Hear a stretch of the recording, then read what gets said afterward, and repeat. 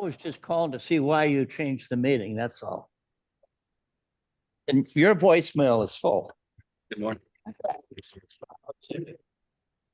No, we generally don't invite municipalities unless they really want to be here. We did the IT help you out. The troublemaker? Yeah. I had to put up with him. Get the golf out. I forgot about it. Oh, no. Why did he? change it? The guy asked. No, so probably has to golf and he didn't want to have. Hi, Mavis. Conflicted with his tea time. Hi, I swear How about are you? I'm good. How are you? And not his day. Okay, so far. Until I You saying showed up. something disparaging about golf? What? Not time. Oh. Talking bad about golf? Were you making fun of golf? Ron, would you escort the farmer out if he does it again?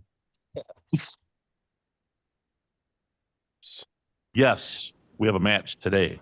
We're hosting LaSalle. You do? Yeah. Well, funny you can be here.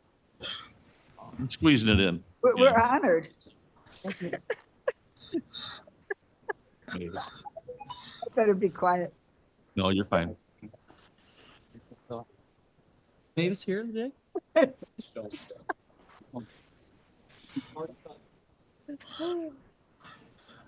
You have to wait because Mr. Tepe's been busy talking. Mr. Chairman, this is Bill Leonard. Did you get my text yesterday? I did, Bill. So yes, and of course that's okay. And we'll get to that remote attendance thing officially here in just a moment.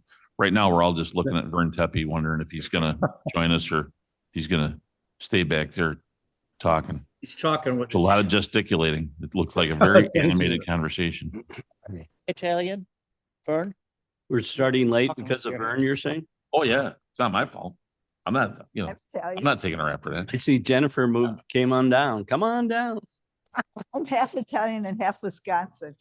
What did I do? According to Carl and Tom, somebody has to keep an eye on me at all times, so. Mr. Good Chairman, morning. Sheffrow, Good morning, Ken. the Sergeant at Arms could order the member to take his seat. Thank you. Duly noted. All right, Mhm. like call the Kane County Transportation Committee meeting for Tuesday, September 17th, 2024 to order.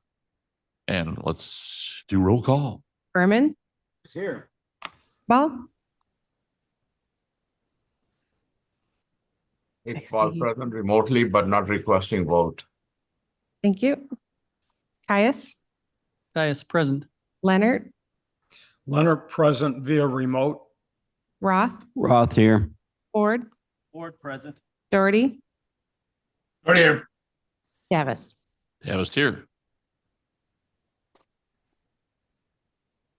And for remote attendance requests, we have Mr. Leonard and Mr. Doherty and Mr. Iqbal. Any objections anywhere? Seeing none, we'll welcome all of you. I think that's so. And Mr. Caius, did you have a thought on number 4 there? Oh, yes, Mr. Chairman, this is Caius. I would request unanimous consent for the approval of the minutes from August 20th, 2024 without objection. Again, seeing no objection to that, hearing none, we'll accept that and make that so. All right, public comment. I see we have one speaker signed up, I tried. Dean Argyris. Here, online, on the phone, Figured out. Anywhere? Nope. no? All right.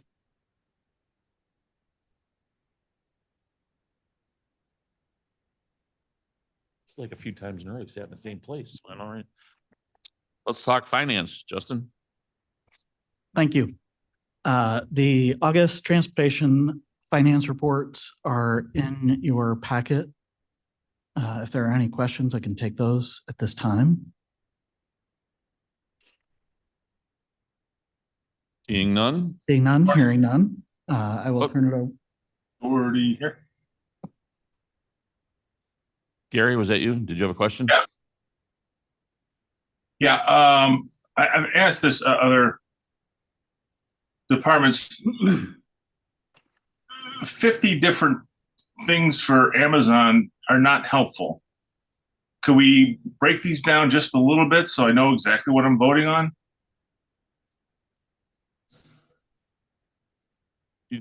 More detail listed, Gary, is that what you? Yeah. Well, yeah. All right, just Tom, you done? Yeah, I was just gonna, Tom Rickard, I was just gonna say that this comes from the finance department in this format, but we do create a spreadsheet ourselves that is always available. What we can do is look at either adding that or making sure that we send it out.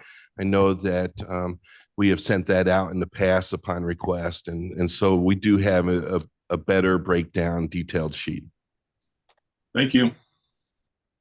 Good question, and these guys were right on top of it. They've got the detail for you. All right. Anything else? Any other questions? We'll move from Justin over to Tom then and have the always exciting budget discussion. Yeah, this basically, I'm just going to give a quick update because everything is now out for public viewing, and so the process is continuing forward. The only thing I wanted to mention were the changes that occurred in the last few weeks. Justin's been working with the finance department and changes in personnel. I think last month I mentioned that there were some issues still with overtime budget, vacancies, and healthcare for our Teamsters. All those issues have been addressed now, and so that's taken care of. I've gotten from a couple of you questions in that regard, so I just wanted to say that to the entire committee, that the personnel issues are all addressed within the budget that is being viewed publicly. We also, since we have gotten closer to the end of the fiscal year, we also made some adjustments relative to a couple of projects that had to move from 24 into 2025 budget in order to address carryover, as well as we also had the Orchard Road wall that we were anticipating in 2026, but we are proceeding forward with the city of Aurora. We'll be talking about that later on in the agenda. And so that was moved into the FY 2025 budget. So there were a few adjustments on projects. We are also, since again, we're getting closer to the end of the fiscal year, there are some cash flow things that we're looking at for engineering services, and Justin is coordinating on potential changes that might occur in the final budget. Those aren't something that are immediately necessary, but we are starting to see things that might be appropriate to adjust now if we are afforded that opportunity. Otherwise, we'll just go into the next fiscal year and make adjustments as appropriate. So everything looks good for the proposed FY 2025 budget at this point in time. I don't know, Justin, if you had anything you wanted to add to that. Or... You summed it up pretty well. Thank you. Thank you. It's hard to follow him sometimes. It is very, very difficult. But I'm going to try. Even though I am preaching to the choir here, the budget that's on display, I believe, reflects the RTA allocation as staying put.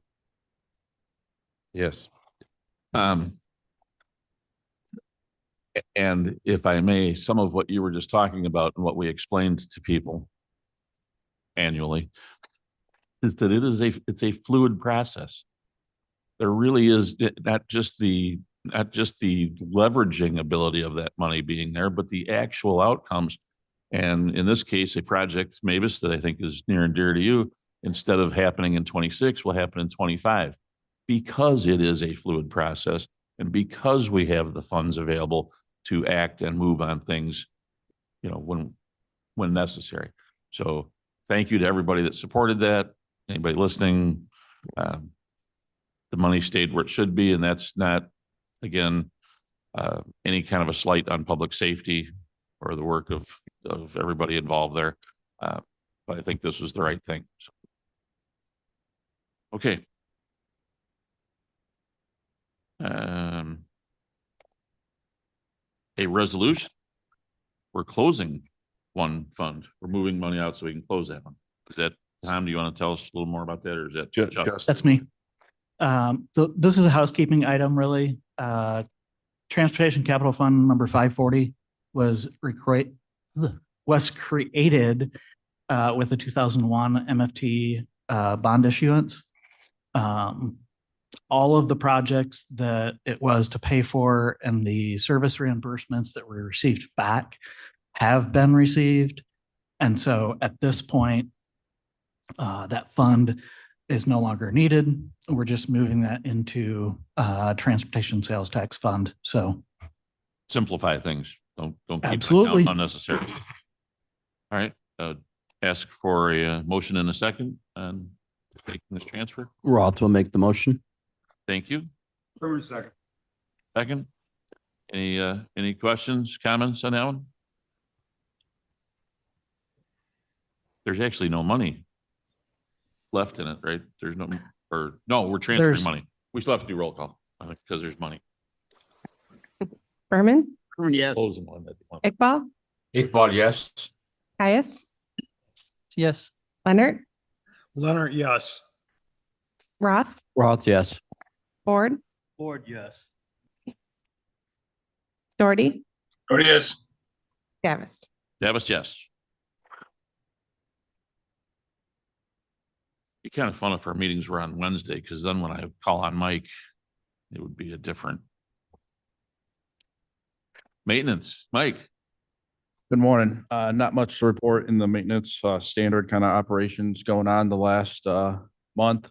I do want to highlight that, we have our EV station that was installed at KDOT. It is up and not running yet.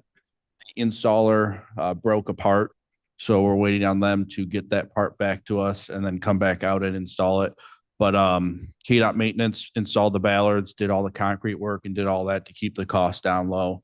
And then we had the actual charge point company come out and install the actual charger. Also like to highlight that beginning of August, we had 6 volunteers that took part in the National Night Out, which is our largest group that we had ever go to that event, to kind of talk about roadway safety and worker safety on the roads, and pass out some wristbands that said move over, trying to educate the public a little bit more. Also, the big thing now we are doing is, believe it or not, we're starting to prep for winter. We really prep all summer long, but we really drive into high gear this time of year, September, October. Historically, we've always tried to have our whole fleet ready by November 15th. Now we move that up to have our whole fleet ready, usually by the last week in October, because the last few years we've had some Halloween snows. So our goal this year is to have our whole fleet ready to rock and roll for winter by October 20th. Sounds like a good plan.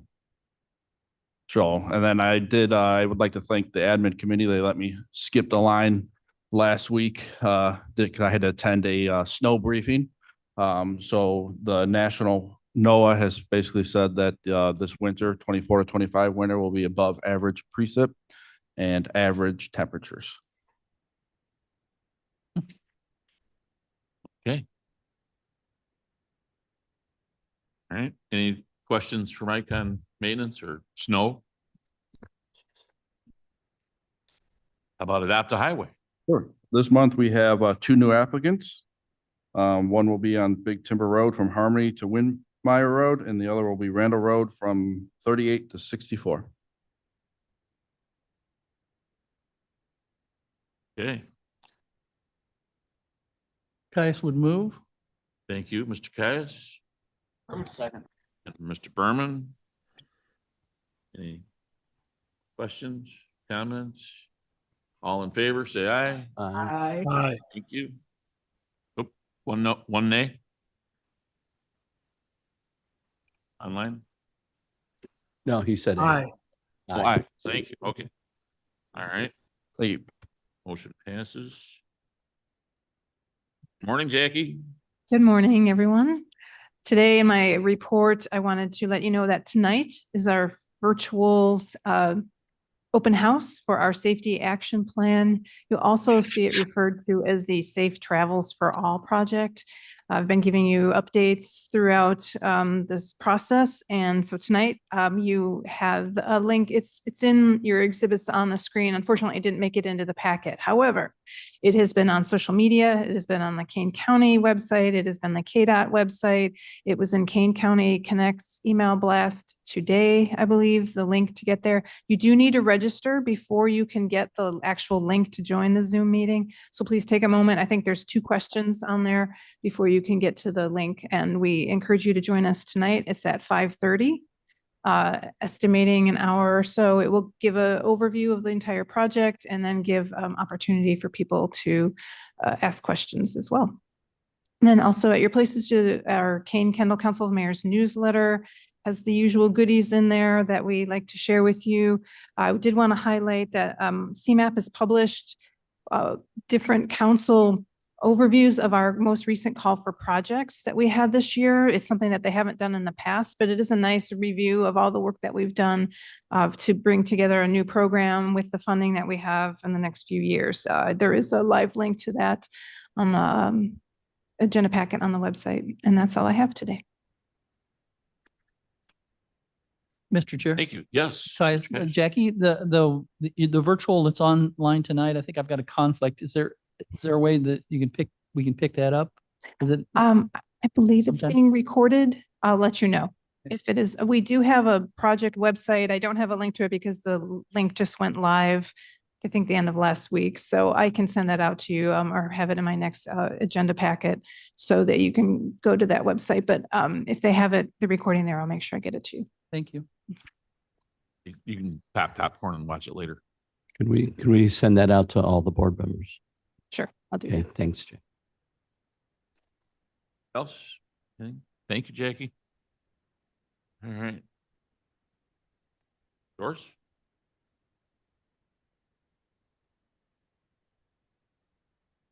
Good morning. I'm just panning through to get to our permit report. So our permit report is in your packet. It does list a lot of the ongoing access permits that we are working towards. But today I did want to highlight a few of our projects that we're also working on. The first one that you'll see in front of you is at Plato Road at the Central High School District 301. They had a project where they were putting in new turn lanes for that high school. So these are some in-progress photos. And about a day before school started, they finished with the striping. So we are very happy that we were able to finish that on time. Second project we'd like to highlight for you is a little bit smaller. Randall Road and Fox Lane was a right-of-way alteration in terms of putting in a crosswalk and pedestrian cross signals to be added, which are very much appreciated by the people that are in that area. And that's all we have. Any questions? Yep. Any questions for Doris? Did you enjoy the pictures? I'm not crossing. I wouldn't cross that road. Too dangerous? Not fast enough. All right. Kurt? Yes, good morning. Traffic operations report details the work activities of the traffic operations staff. I do have pictures this time. I wanted to highlight a couple things that might occur behind the scenes there.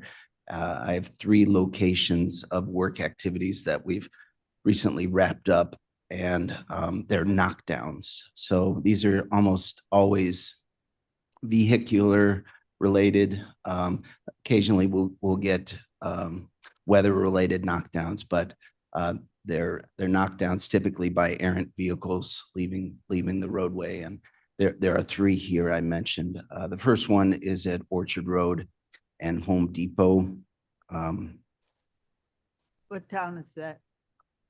And that's in Aurora. And so this is just an example of Is that Mavis's district? a rear end accident that sent the lead car careening into the pedestrian pole that's in the median of Orchard Road there. So the process is that we compile some information. These repairs are effectuated at no cost to the county. These are insurance claims. There still is a fair amount of paperwork that staff needs to do to put it together and get those paid. So Were you driving in that area, Mavis? Please don't look at my bumper. Isn't there a box knocked out last year by a truck down on Orchard there too? I don't doubt you. I don't recall it off the top of my head. We I have, remember you presented it and okay. There are typically about 30 to 40 of these in a Old given- Orchard and Mavis is just. We, Sorry, Mavis, I'm kidding. with that kind of regularity, have we developed any kind of a design or a system, a breakaway kind of thing, you know, so that replacing them or putting them back up is That is correct. Cited. These are all breakaway features such that they're designed to snap off at the ground level so that the structure is sturdy and holds up to weather for the most part. But if a vehicle strikes it, it doesn't become a catastrophic danger. That's a hazard to the motor. So in this example, you can see the foundation there is just fine.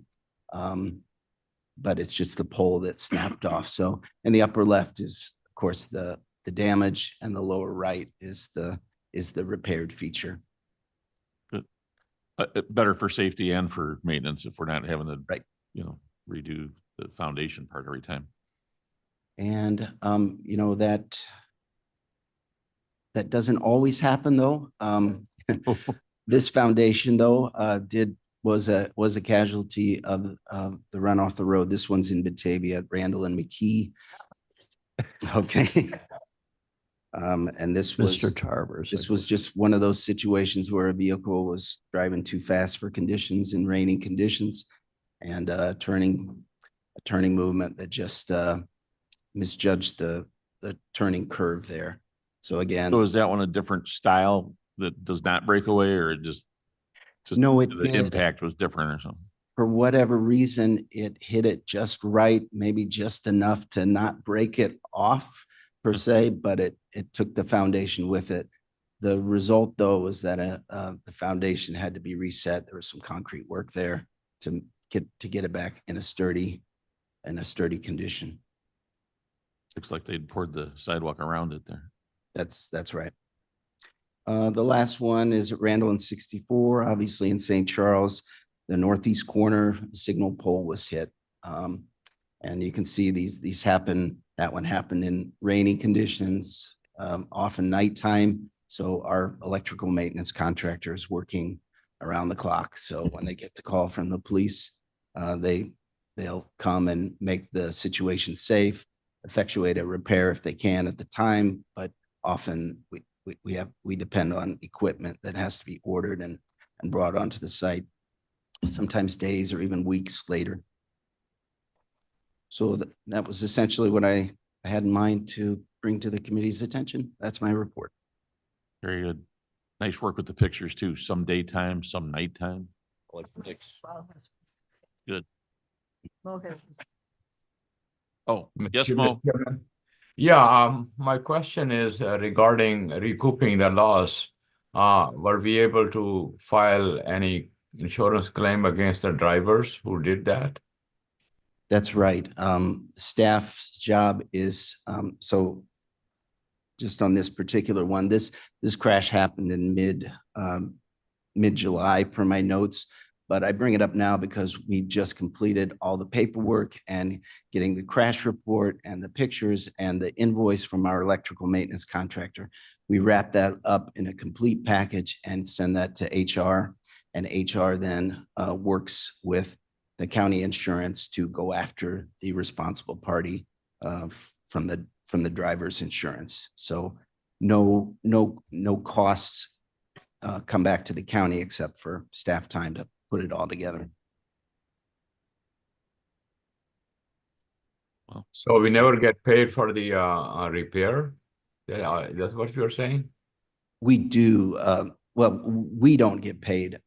Those invoices kind of happen outside of the county county finances. We prepare the invoice and that goes to the insurance and the insurance pays it outside of the county kind of structure.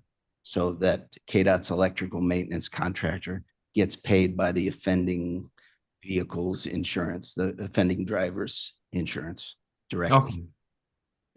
Mo, it sounds like it gets covered with the exception of unnecessary to put the claim materials together. Yeah, So, yeah, unfortunately. okay. Thank you. Mr. Chair. Yes. Mr. Caius. This is Caius, and then occasionally I recall, I think on one of the legal committees, or an ad hoc committee, that if they doesn't get paid by insurance, we may end up going back to collect from the driver, or attempting to do that or dismissing it if it's uncollectible. Maybe that's past your, this is my recollection. I don't know. It kind of, once it leaves our office, it kind of. Once it's turned over to human resources, the battle takes place there. But I think you're correct that sometimes they try to deny it and then we have to escalate the claim or the battle for the claim. Because, you know, insurance is so lovely to work with. Resolutions. I think you have a couple of. Yes. This first resolution is an agreement with Iteris Inc., based out of California, although we deal almost exclusively with the local office and personnel in Geneva. But it's for traffic operations engineering assistance, serves as an extension of staff specific to work on traffic signals, traffic signal timing, lighting systems, and keeping those in good working order. In the memo is some general work items that this contract would cover. Sometimes these things are handled by staff and sometimes we'll throw it to the consultant, but it basically gives us access to some effectively on-call engineers that can work on our behalf. So we went through the QBS process. We evaluated 3 firms, did interviews, ranked them, and we concluded that Iteris was the best fit for this contract. So this is a 3-year contract, $950,000, but that does cover 3 years of work. So staff is requesting approval. Roth will make the motion. Thank you, Mr. Roth. So are these guys that'll be behind the infamous interconnect? This is who we blame when you can't catch the green lights going up or down Randall Road? Well, they do a good job for us, and they maintain a model of traffic model of us, of our operations, so that does get tweaked from time to time, but they do help us with complaints when they come in. So I'm sure you've selected wisely and that they do a great job. They do. Didn't mean to disparage them. Mr. Chair, I have a question. Yes, Mr. Roth. Who's the current provider? It is also in Iteris, so Okay. Is there a large cost to convert from one vendor to another, or is it pretty transparent? No, these really are engineering services. So, Okay, you know, so it's not the software necessarily, it's the. right. Okay, These are personnel. This Okay. is personnel All right, time. thank you. Any other questions? Roll call, please. Berman, yes. Iqbal, yes. Caius, Caius, yes. Leonard, yes. Roth, Roth, yes. Ford, Ford, yes. Doherty, yes. Davis. Davis, yes. All right. Atlas Technical Consultants. Yes, this is sort of related to the previous item, although this contract is for network operations maintenance. So by that, we mean the fiber optic network that Kane County has that serves our traffic signal network. It's about 60 miles, over 60 miles of fiber optic network that we have up and down county highways, and allows, this contract allows for maintaining that good communication, that stable communication that we have with our field devices, so that we can pull up traffic signal controllers, have live feeds of their video and their operations, and other lesser devices too, to troubleshoot and to just make the most efficient use of our staff time and consultant time, because this allows consultants to log into our system from their offices and just be wise and shrewd with their time. So another 3-year contract, $525,000 that we're asking for approval. Roth will make the motion. Mr. Roth, Mr. Ford. Any questions or comments on this one? Roll call, please. Berman, Yes. Iqbal, Iqbal, yes. Caius, Yes. Leonard, Leonard, yes. Roth, Roth, yes. Ford, Ford, yes. Doherty, Oh, yes. Davis. Davis, yes. Thank you, Kurt. Steve, morning. Morning. IMP report is in your packet, shows our status of our ongoing construction projects and our numerous design engineering projects that are going on. And unless there's any questions, I'll move on to photos.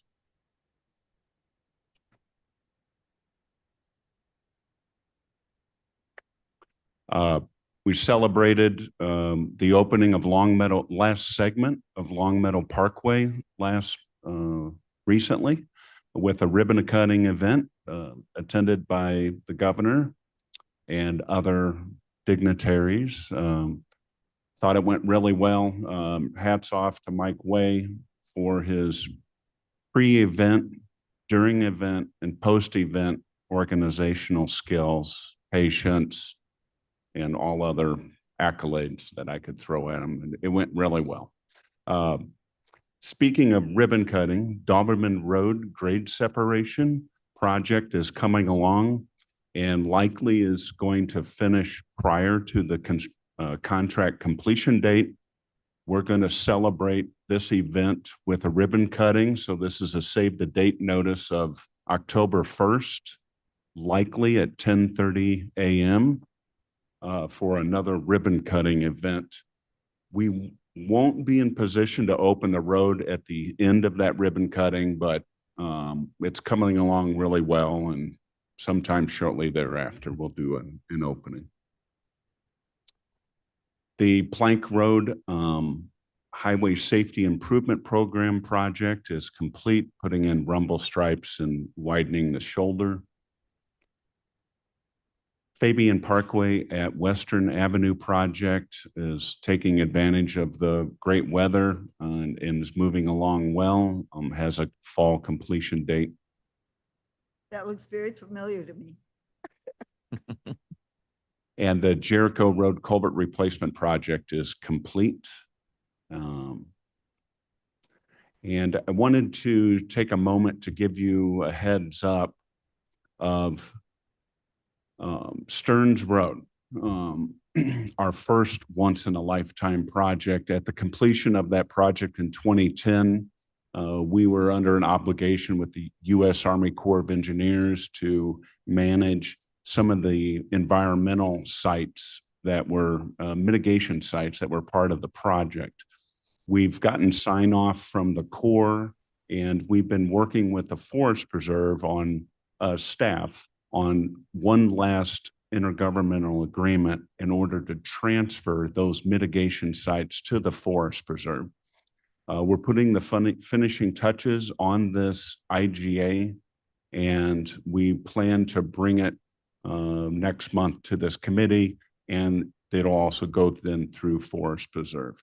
The sites that are going to be transferred are shown here in that bright yellow green, and that includes the McLean Fen on the west, Site A, what we call the direct impact mitigation site along the south side of Stearns I, and then the two adaptive management plan sites on either side of Illinois 25/Stearns Road, along with a little pizza wedge that is contiguous with the John Durr Forest Preserve near Stearns and 31 Bridge.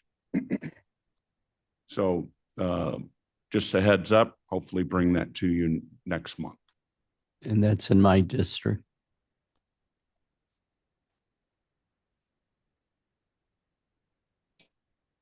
adding some more acres to the total for Forest Preserve District there too.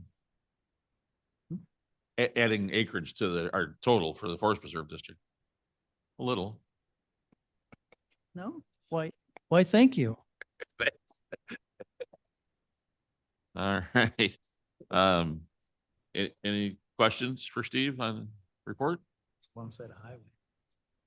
Let's move on to your resolution, Steve. Oh, maybe Tom's going to talk. Yeah, I'll handle this. Sorry, Steve. This is an intergovernmental agreement resolution with the city of Aurora for the Orchard Road fence replacement. And so just a little bit of background history on this. Orchard Road was jointly created by the city of Aurora as well as Kane County. It's one of those projects that it has really benefited the citizens of Kane County. And through that joint creation, there's also joint responsibilities via intergovernmental agreements. And so as part of the 2004 widening, we had a fence that was put in that goes along Orchard Road. And hopefully you can see it on this map. I think I put a better map in here. Yeah, well, maybe not. But there's fencing that was put in in 2004 as part of the widening. That fencing along Orchard Road was along the residential areas. It was primarily for a visual shield or shielding of the road. It was a wood fence that was placed. That wood fence generally had a lifespan of about 15 years. We're now reaching year 20. So it's something that the city has looked at replacing for the last few years. And they've been working on some of the engineering associated with the replacement of it. Also during the last 10 years or so, heavy truck traffic as well as the traffic volumes have increased along Orchard Road. And with that, there's been concerns with vehicle noise and the condition and functionality of the fence that's out there. And so based upon some requests from the residents as well as studies performed by the city of Aurora, the city is proposing to reconstruct the fence along the roadway. And the city's been actively pursuing different funding sources. This fence is generally the responsibility of both the city and the county. And so the county has been coordinating with their activities. They do have the maintenance responsibility and they have determined that it's time to replace the fence. The wooden fence, as you saw there, the wooden fence, as you saw, there's some maintenance issues, the warping of boards, boards that are starting to fall off, some different primary 4x4 and 6x6 inch posts that have broken. And so their proposal is more of a solid site screen, and it would be a pre-stressed concrete wall panel. This lifespan is estimated at 50+ years. So there's a good service life that would be associated with it, as well as it provides some of the noise abatement that the residents have been requesting along the roadway. This is not a full-blown out noise abatement, but it does significantly address the concerns of the residents. And so therefore, because of the service life, as well as the city of Aurora's efforts to get additional funding, that's what we've all decided to move forward with. The total estimated cost for the fence is $4 million approximately. And that kind of breaks down the engineering, the construction costs, the color upgrade, as well as construction inspection. And I told you about the financial contributions that the city has gone after. They've received some monies from the state of Illinois, from different representatives, as well as they've have their 50% of the fence cost, $1,018,000, as well as the intergovernmental agreement that you have in front of you has $1,018,000 from Kane County. And then also the wards, Alderman is proposing putting money in. This generally covers the majority. There is a gap in funding that will be done through a special service area that we will not have oversight of. That special service area, the city of Aurora will have oversight, and we'll deal directly with the residents in regards to that additional funding. So that's where we're at with it. This intergovernmental agreement will essentially put into play the appropriation of the county share of the project. That county share is anticipated to at least a portion of it to be transferred to the city of Aurora to start the project probably sometime this winter. And so the hope is to continue to move this all forward. Staff is recommending approval of the intergovernmental agreement and the appropriation of Kane County share, which is capped out at $1,018,000. Roth will make the motion. Leonard will second. I'll let Leonard. What was the second? Mr. Leonard, was that second? Yes. Yes. Okay. And a third from Mavis. Third, Yes, Mr. Roth. Question, how many linear feet are we talking? You know, I don't have that. I can get that to you. I'd be curious, Okay. just what it is costing us a foot. Okay. I mean, it lasts 50 years, so I won't be around when it's time to. That might be. Any other Oh, there it questions, is. Yeah, comments? sorry, it is on the map. No total. I want to say thank you to Mr. Rickard, to the city of Aurora, Ken Schroth, one of their engineers. And this will greatly improve the quality of life for this neighborhood in my district. Thanks. I'm excited. Thanks for being here. Wow. All right. Any other questions? Roll call, please. Berman, Berman, yes. Iqbal, Iqbal, yes. Caius, Guys, yes. Leonard, Leonard, yes. Roth, Roth, yes. Ford, Ford, yes. Doherty, There it is. Davis. Davis, yes. All right. Going back to Steve now for the next resolution. It's like a tennis match. 3 years ago, KDOT used the qualification-based selection process to select BLA to do our on-call design engineering projects.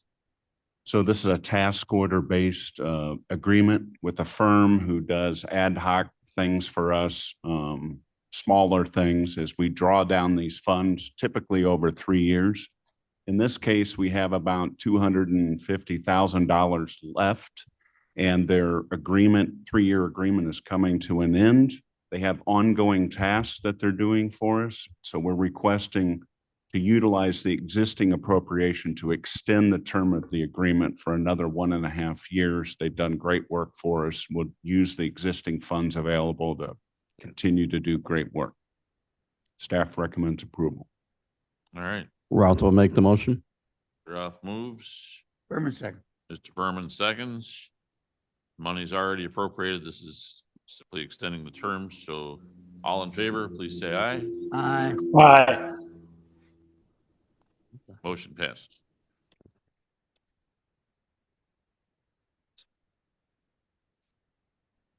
Mr. Chair, this is Caius. I would ask for unanimous consent to place the reports on file. Excellent suggestion. Being no objection in the room. Anybody online? Hearing none. Reports on file. Okay. Go on executive session. Jennifer says no to executive session, so we won't do it. Tom, do you have any new business? No new business. Mr. Roth, you have new It's business? not new business, going back to the wall, Mavis's wall. It's 6,265 linear feet. 6,265. Dividing that into the 3,836 comes out to 612.29 cents per foot. Divided by 50 years, it's costing Mavis $12.25 a year Per foot? per foot, Is it 29 cents per 25 cents. foot? With your first payment now. It's on her. Whoop. JT Math under new business there. And I'll make a motion, we adjourn. Oh, excuse me, before you adjourn, this Yeah. is Corinne. Can I, Mark, can I Yes. ask, what is the, hi, good morning. What is the status of the McHenry County contribution towards Long Meadow Parkway? Have we heard anything about that $1 million that they said that they were going to be contributing? I ask because it's almost the end of our mutual fiscal years. So I was just curious. It's in the mail. Tom Rickard here. I've had discussions a few weeks ago with McHenry County in that regard. What we're looking at is some type of invoice submitted for a portion of the improvements that occurred, and that's something that we are looking at doing here shortly. All right. So do you think we're going to be getting it before the end of the year? That is the goal, yes. Okay, good. All right, very good. If you can just keep us updated so we don't lose track of the money with the new election coming through. Just want to make sure that, and potential new board for them, that we keep track of that promissory note. Okay, and then with the Cook County one, I was informed 2 weeks ago that there is a draft intergovernmental agreement that is being created right now, and that they should have that shortly because their desire too is to have that occur before the end of the year. Oh, perfect. Oh, that's lovely. Good news. Very good news. I'm glad I asked. Well done. Okay, thank you. Thank you, Mark. Yes. I'll make the motion again that we adjourn. Motion by Mr. Roth to adjourn, second by Mr. Berman. All in favor, please say aye. I think we Aye. set a record for the shortest meeting. I would make a motion that we have Jennifer sit at the head table every time.